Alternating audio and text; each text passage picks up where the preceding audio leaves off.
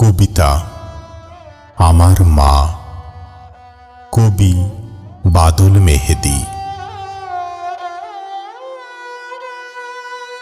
আমার মা আশ্চর্য দেবীর মতো রং নিয়ে পৃথিবীতে এসেছিলেন।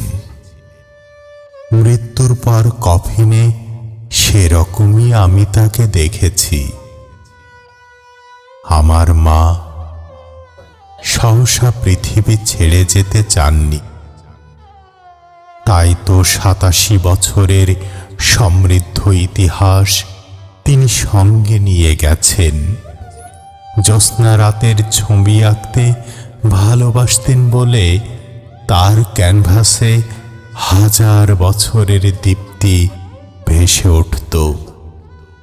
বয়সের ভারে নুজ দেহটা সামলে নিয়ে মা আমার স্বর্ণকুটির থেকে পর্ণকুটির সর্বত্রই দিব্যি হেঁটে যেতেন। জ্যোতিষ্কের আলো ক্রুশবিদ্ধ হলে পৃথিবীতে আঁধার নেমে আসে।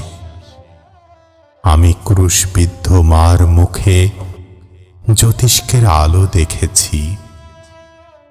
তোমরা মা দেখেছ, মমতাময়ী দেখেছ।